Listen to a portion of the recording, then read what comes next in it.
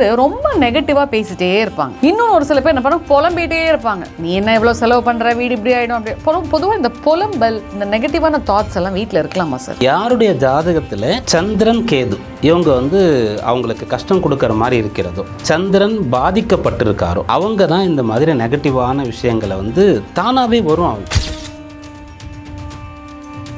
அவங்களுக்கு சந்திரன் அவங்க ஜாதகத்தில் பலமாக இல்லை. அப்போ நீங்கள் போய் அவங்களுக்கு அட்வைஸ் பண்ணால் அவங்க ஆட்டோமேட்டிக்காக அவங்கள எதிரியாக பார்க்க ஆரம்பிச்சிடும்.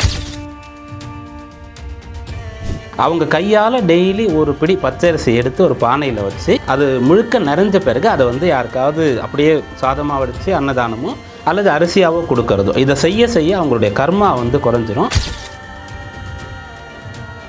இப்போ ரொம்ப ஈஸியாக பண்ணுறதுன்னா, இப்போ சனி தான் ஒருத்தருக்கு லக்னாதிபதி. சனி பலம் இழந்துட்டாருன்னு சொன்னால் இரும்பு பொருட்களை அதிகமாக பயன்படுத்தினாங்கன்னா அவங்களுக்கு இந்த விஷயம் கொஞ்சம் கொஞ்சமாக. வீட்டில் நல்ல ஒரு பாசிட்டிவ் வைப் இருக்கணும்னா என்னென்ன விஷயங்கள் கட்டாயமாக செய்யணும் சார்? 2 விஷயம் பண்ணணும் கட்டாயமாக.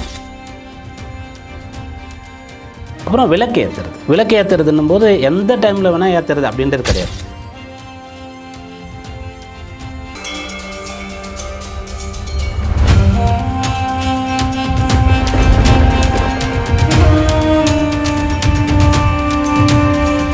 யூ தமிழ் பக்தி நேயர்களுக்கு வணக்கம். நம்ம கூட பீமராஜ ஐயர் இருக்கார், உதாரண ஜோதிடர். மக்களுக்கு நிறைய விஷயங்கள் யதார்த்தமான முறையில் பயமுத்தாம இதெல்லாம் பண்ணா நீங்க நல்லா இருக்கலான்ற முறையில் சிம்பிளா சொல்லிக்கிட்டு இருக்காரு. வணக்கம் சார். வணக்கம்மா சார். பொதுவாக இந்த வீட்டில் பெரியவங்க, நான் எல்லாரையும் சொல்லலை, ஒரு சில பேர் ரொம்ப நெகட்டிவா பேசிட்டே இருப்பாங்க. இன்னும் ஒரு சில பேர் என்ன பண்ண புலம்பிட்டே இருப்பாங்க. நீ என்ன எவ்வளோ செலவு பண்ற, வீடு இப்படி ஆயிடும் அப்படி. பொதுவாக இந்த புலம்பல், இந்த நெகட்டிவான தாட்ஸ் எல்லாம் வீட்டில் இருக்கலாமா சார்? 100% கூடாது. ஆனால் அது எதனாலன்றது முதல்ல தெரிஞ்சுக்கணும். ஏன்னா நமக்கு நிறைய விஷயங்களை வள்ளுவர் சொல்லியிருக்காரு. ஒரு பிரச்சனை வருது, நோய் வருதுன்னா முதல்ல அந்த நோய் முதல் நாடணும், எதனால் வந்துருந்து தான் பார்க்கணும். அப்புறம் தான் அதுக்கு என்ன ட்ரீட்மெண்ட்ன்றது போகணும்னு சொல்லியிருக்காரு. யாருடைய ஜாதகத்தில் சந்திரன் கேது இவங்க அவங்களுக்கு கஷ்டம் கொடுக்குற மாதிரி இருக்கிறதோ, சந்திரன் பாதிக்கப்பட்டிருக்காரோ, அவங்க தான் இந்த மாதிரி நெகட்டிவான விஷயங்களை தானாகவே வரும். அவங்க யோசிச்சே பேச மாட்டாங்க, கிடையாது, அப்படியே வரும். அது ஒரு ஃப்ளோவில் நம்ம அறியாமலே நம்ம பேசுகிற மாதிரி அவங்களுக்கு தானாகவே வரும். அதில் நீங்கள் இது இதனால தானான்றது நான் சொல்கிறத தாண்டி கன்ஃபார்ம் பண்ணலாம். எப்படின்னா, பொதுவாக மாலை நேரம் சொன்னாலே என்னென்னா, மாலை மயக்கத்தை தரக்கூடிய நேரம்னு சொல்லுவாங்க. பாரதியார் கூட மாலை விளையாட்டுக்காக அப்படின்னு சொல்லியிருக்காரு. அந்த மாலை நேரம் நமக்கெல்லாம் ஜாலியாக இருக்கும். வேலையெல்லாம் முடிச்சுட்டு அப்படியே சாயந்தரம் வீட்டுக்கு போனால் அப்படியே ரெஃப்ரெஷ் ஆகிட்டு உட்காந்து நம்ம பிடிச்ச மியூசிக்கு அப்படியே பால்கனில் உட்கார்றது, பீச்சுக்கு அப்படின்ட்டு இருக்கும். இந்த மாதிரி பாதிக்கப்பட்டவங்க மாலை நேரத்தில் சந்தோஷமாக இருக்க மாட்டாங்க. இதுதான் கரெக்டாக நீங்கள் கனெக்ட் பண்ணி பார்க்கலாம். இதுதான் அப்போ அவங்களுக்கு சந்திரன் அவங்க ஜாதகத்தில் பலமாக இல்லை. அப்போ நீங்கள் போய் அவங்களுக்கு அட்வைஸ் பண்ணால் அவங்க ஆட்டோமேட்டிக்காக அவங்கள எதிரியாக பார்க்க ஆரம்பிச்சிடுவாங்க. கரெக்டு. நம்மளை புரிஞ்சிக்கல, குறை சொல்கிறாங்க, குத்தம் சொல்கிறாங்க அப்படின்னு நினச்சிப்பாங்க. நீங்கள் அதை வேறு விதமாக அணுகலாம். அவங்களுக்கு என்ன பண்ணலான்னா, நீங்கள் ஒரு பானையை வச்சு அதில் தண்ணி குடிக்கிற மாதிரி பண்ணலாம். அதாவது இதெல்லாம் உங்களுக்கானதுன்னு சொல்லாமல் ஏதோ நமக்கு பிடிச்சி நல்லதுன்னு சொல்லி செய்கிற மாதிரி பண்ணலாம். இந்த குழந்தைக்கு சாக்லேட் கொடுக்குற மாதிரி செய்யலாம். நல்ல பியோர் ஒயிட்டில் அவங்களுக்கு ட்ரெஸ் வாங்கி கொடுக்கலாம்.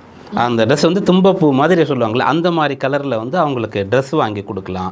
அப்புறம் இந்த பால் பொருட்கள், இந்த பன்னீர்லாம் கொடுக்குறோம் இல்லையா, அதை ஐஸ்கிரீமு, அப்புறம் நீங்கள் நல்ல லஸ்ஸி அந்த மாதிரிலாம் போட்டு அவங்களுக்கு சாப்பிட கொடுக்கலாம். அப்போ வயசானவங்க சுகர் இருக்குன்னா நீங்கள் ஐஸ்கிரீம் கொடுத்துட்டிங்கன்னா கஷ்டம். அவங்களுக்கு என்ன குழந்தை அது மாதிரி யார் கொடுக்குறோமோ அது போல் பாலில் இருந்து வரக்கூடிய பொருட்களை அவங்களுக்கு கொடுக்கலாம்.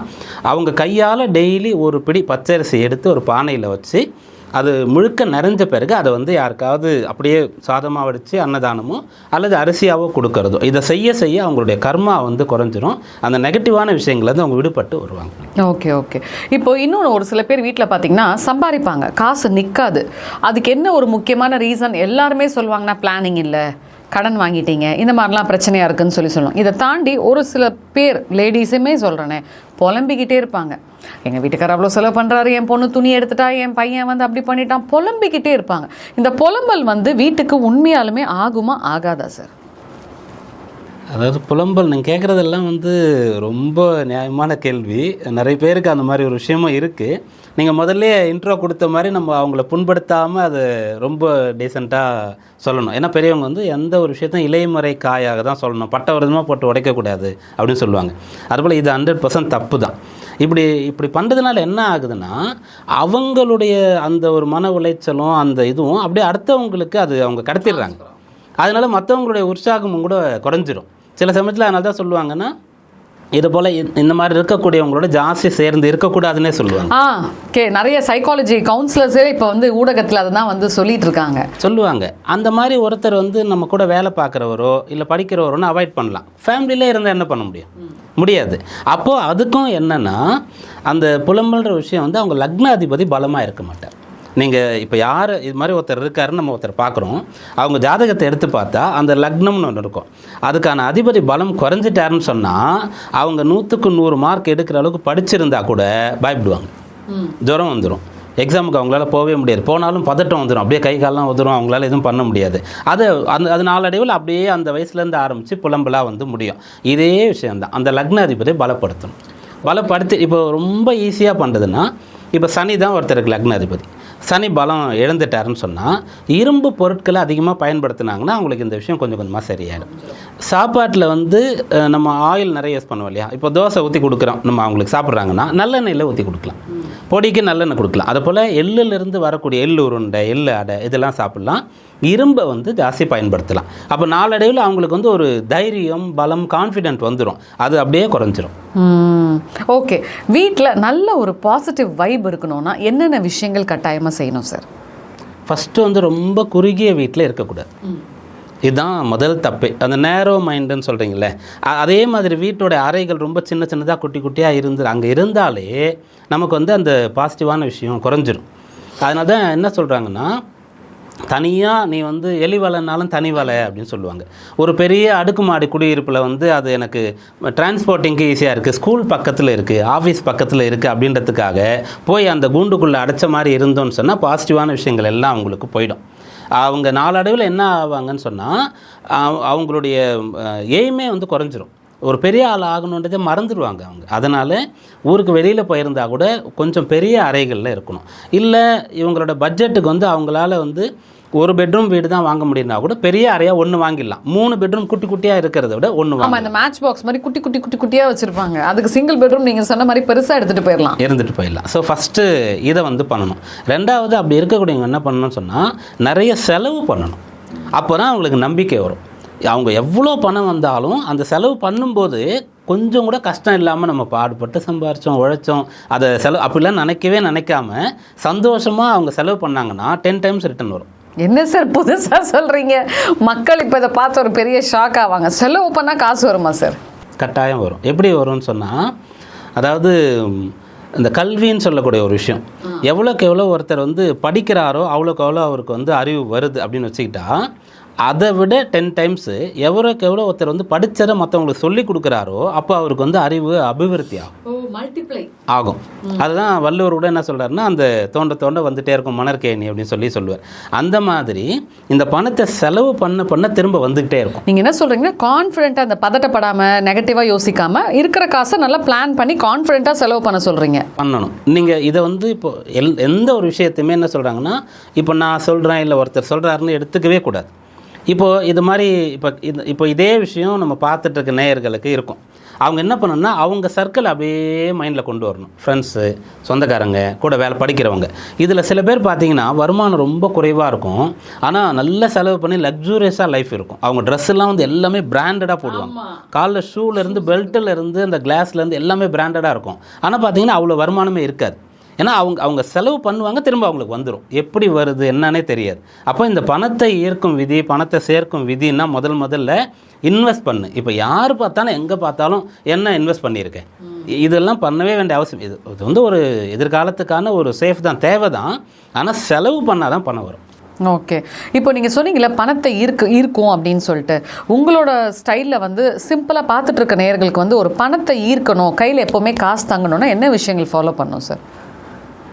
ஓகே, இந்த பணம் வந்து அதிகமாக நமக்கு வரணும்னு சொன்னால், அந்த பணம் வரணும்னு நினைக்கிறோம் இல்லையா, அப்படி நினைக்கும்போது இந்த பணம் வந்ததுன்னா நான் அதை வந்து பேங்க்கில் போட்டு வைப்பேன், நான் நகை வாங்குவேன், என் பையனுக்கு வண்டி வாங்கி கொடுப்பேன், இந்த மாதிரி இதுக்காகத்தான் எல்லாருக்கும் வேணும். ஆனால் எனக்கு வர்ற பணத்தில் இருந்து நான் ஏதோ சம் பர்சன்டேஜ் அவங்களுடைய சக்திக்கு ஏற்றவார் நான் இந்த ஒரு நல்ல காரியத்தை செய்வேன் அப்படின்னு சொன்னால் அந்த பணம் வந்துடும். இப்போது வழிபாடு பக்தி இதெல்லாம் ஈடுபாடு இருக்கக்கூடியவங்க என்ன பண்ணுவாங்கன்னா, அவங்களுக்கு வந்து ஒரு நிறைய பேர் ஜாதகம் பார்க்க வரும்போது வருவாங்க, அவங்களுக்கு சொத்து பிரச்சனை இருக்கும். அந்த சொத்து வந்து பல கோடி இருக்குதுன்னு வச்சுக்கிட்டா, அது எனக்கு வந்துடுச்சுன்னா உனக்கு சில கோடி கொடுக்குறேன் கடவுளே வேண்டிப்பாங்க. நீங்கள் நியூஸ்லாம் கூட பார்க்கலாம், இவ்வளோ கோடி மதிப்புலான ஆபரணத்தை வந்து கடவுளுக்கு கொண்டு போய் கொடுத்தாரு கோவிலுக்கு அப்படின்னு சொல்லிட்டு. அவங்கெல்லாம் இது போல் எல்லாருமே சொல்லலை, சில பேர் பக்தியில் கூட செய்யலாம். அப்போ என்ன நடக்கணும்னா, அந்த பணத்தை நமக்கு வேணும்னு நினைக்கும் போது அது எனக்கானது மட்டும் கிடையாது. எனக்கு இந்த பிரபஞ்சமோ கடவுளோ யாரோ ஒருத்தர் கொடுக்குற பணத்தை நான் நிறைய பேருக்கு கொண்டு போய் சேர்ப்பேன் அப்படின்னு நினச்சாங்கன்னா அவங்களுக்கு பணம் வந்துடும். எனக்கானது மட்டும்தான் அப்படின்னு சொல்லி அவங்க என்ன வேண்டுனாலும் என்ன முயற்சி பண்ணாலும் கம்மியாக தான் வரும். ஓகே, வேறு என்னென்ன விஷயங்கள் வீட்டில் வந்து லேடிஸ் கட்டாயமாக கடைப்பிடிக்கணும்? சரி, நம்ம நிறைய பார்த்துட்ருக்கோம், அழுக்கு துணி போட்டுட்ருப்பாங்க, ஒரு முகத்தை அலம்பி ப்ராப்பராக வச்சுருக்க மாட்டாங்க. சில விஷயங்கள்லாம் லேடிஸ் தப்பு பண்ணுறாங்கன்னு நம்ம எல்லாத்துக்குமே தெரியும். ஸோ நீங்கள் பார்த்து இந்த மாதிரி விஷயங்கள்லாம் தவிர்த்துக்கிட்டால் அந்த வீடு நல்லா இருக்கும்னா அது என்னென்ன? இப்போ நீங்கள் சொல்கிறீங்க இல்லையா, அந்த மாதிரி நிறைய பேர் இருக்காங்க. ஆனால் அப்படிப்பட்டவங்களை ஒரு ஃபங்க்ஷனுக்கு போகும்போது பார்த்தீங்கன்னா இவங்கன்னு இருக்கும். ஒரு திரைப்படத்தில் வரக்கூடிய கதாநாயகி அளவுக்கு அவங்க தன்னை அலங்காரம் பண்ணிப்பாங்க. அப்படி இருக்கும் அவங்க அந்த காஸ்டியூம்லாம் அப்படி இருக்கும், மேக்கப் பண்ணிப்பாங்க, அதுக்கேற்ற மாதிரி பேகு செப்பல்ஸ் எல்லாமே வச்சுருப்பாங்க. ஆனால் அவங்க என்ன நினைக்கிறாங்கன்னா, என்றைக்கோ ஒரு நாள் யாரோ ஒருத்தர் பார்க்கும்போது ப்ளசண்ட்டாக இருக்கணும்னு நினைக்கிறாங்க. டெய்லி நம்மளுடைய ஹஸ்பண்ட் வந்து பார்த்துட்ருக்காரு, அப்போ நம்ம குழந்தைங்க பார்க்குறாங்க, அப்பயும் நம்ம ப்ளசண்ட்டாக இருக்கும்போது நம்மக்கிட்ட இருந்து அவங்களுக்கு ஒரு இது வரும் இல்லையா, அப்படின்னு நினச்சாங்கன்னா ஆட்டோமேட்டிக்காக அவங்களால பண்ண முடியும். 2 விஷயம் பண்ணணும் கட்டாயமாக. குளிக்கிறதுன்றது நம்ம பண்ணுறோம் இல்லையா, குளிக்கிறத எவ்வளோக்கு எவ்வளோ மெதுவாக நிதானமாக ரொம்ப நேரம் குளிக்கிறோமோ அவ்வளோக்கு எவ்வளோ உடலும் மனசும் புத்துணர்ச்சியாக இருக்கும். அப்போது தண்ணி பஞ்சம், தண்ணி கஷ்டமாக இருக்குது, இந்த காலத்தில் நீரை சேமிங்க, சிக்கனமாக இருங்கன்னு சொல்கிறாங்க. நீங்கள் இப்படி சொல்கிறீங்களேன்னு கேட்டால், நீங்கள் வந்து அந்த ஷவரை வந்து ஃபுல்லாக கூட திறக்கணும்னு அவசியம் இல்லை, கொஞ்சமாக திறந்து வச்சுக்கோங்க. அந்த ஸ்டவ்லாம் சிம்மில் வைக்கிறீங்களே அந்த மாதிரி கொஞ்சமாக திறந்தால் கூட நிறைய நேரம் குளிக்கணும். அந்த மாதிரி நிறைய நேரம் குளிக்கும்போது புத்துணர்ச்சி வரும். இதை எங்கேருந்து நம்ம காமிக்கிறாங்கன்னா, நீங்கள் கோயிலுக்கு போய் சுவாமிக்கு அபிஷேகம்னு பார்ப்பீங்க, கடகடன் தூக்கிட்டு அப்படி கடகடன் அப்படி சாமிக்கு தண்ணியை ஊற்றி பாலை தயிரை ஊற்றி முடிக்க மாட்டாங்க, நிதானமாக பண்ணுவாங்க. அப்படி பண்ணும்போது நீங்கள் பார்த்தீங்கன்னா அந்த விக்கிரகத்தினுடைய எல்லா கலை அம்சம் நுணுக்கம் வேலைப்பாடுகளும் தெரியும். முதல்ல அந்த எண்ணெய் காப்புன்னு சொல்லுவோம், அதை பண்ணிவிடுவோம். அப்புறம் அந்த திருமஞ்சன பொடின்னு சொல்லுவோம், கதம்ப பொடின்னு, அதை போட்ட பிறகு என்ன ஆகுன்னா அந்த விக்கிரகம் வந்து ரொம்ப க்ளீன் ஆகிடும். அப்போ அதில் பாலை ஊற்றும்போது அந்த கண், புருவம், அந்த மூக்கு அப்படியே ஒவ்வொரு இடமும் அப்படியே தனியாக தெரியும். நிதானமாக அபிஷேகம் பண்ணும்போது நமக்கு பார்க்க ஒரு திவ்யமாக சந்தோஷமாக அந்த கோயிலுக்கு போனேன், திருப்தியாக இருந்தது, எனக்கு நல்ல அபிஷேகம் பார்த்தேன். இதே மாதிரி தான் நாமளும் குளிக்கணும். அப்படி குளிக்கும்போது நமக்கு வந்து அந்த புத்துணர்ச்சி அந்த விஷயம் இருக்கும். அப்புறம் விளக்கு ஏற்றுறதுன்னும் போது எந்த டைமில் வேணால் ஏற்றுறது அப்படின்றது கிடையாது. அது வந்து வேலைக்கு போகிறோம் இல்லை வரத்துக்கு லேட் ஆகுது, அவங்க பரவாயில்ல, முடியும்னு சொன்னால் சூரியன் வந்து காலையில் உதயம் ஆகுது இல்லையா, உதயம் ஆகிறதுக்கு முன்னாடி விளக்கு ஏற்றிடணும். சூரியனை நம்ம வெல்கம் பண்ணணும். இது டைமிங்கே கிடையாது. சூரியன் வந்து கடுமையான வெயில் காலத்தில் வந்து ரொம்ப சீக்கிரமாக வந்துடும், 5:45 வந்துடும். ரொம்ப மழைக்காலம் மார்கழி மாதம்லாம் பார்த்திங்கன்னா 6:45 கூட வரும். ஸோ 3/4 மணி நேரத்துலேருந்து 1 மணி நேரம் வித்தியாசம் இருக்கும். அப்போது டைமிங் கிடையாது. அந்த சூரியன் உதிக்கும் போது வரவேற்கிற மாதிரி விளக்கு ஏற்றி வச்சிடணும். இதை காலையில் பண்ணணும். மாலையில் சன் செட் ஆகிறதுக்கு முன்னாடி, சூரியன் அஸ்தமனம் ஆயிடுச்சுன்னா இருள் வந்துடுச்சு, இருள் வந்த பிறகு விளக்கு ஏற்றணும்னா நோய் வந்த பிறகு நம்ம ட்ரீட்மெண்ட் பண்ணிக்கிற மாதிரி, அந்த ப்ரிவென்ஷன் பெட்டர் தென் க்யூர்னு சொல்லுவீங்கள்ல, அந்த மாதிரி அந்த சூரியன் அஸ்தமிக்கிறதுக்கு முன்னாடி வீட்டில் விளக்கு ஏற்றிடணும். ஏற்றிட்டோம்னு சொன்னால் அந்த வீடு சுபிக்ஷமாக லட்சுமி கடாட்சமாக இருக்கும். சூப்பர் சார், நிறைய விஷயங்கள் சொன்னீங்க சார், மிக்க மகிழ்ச்சி. நன்றி.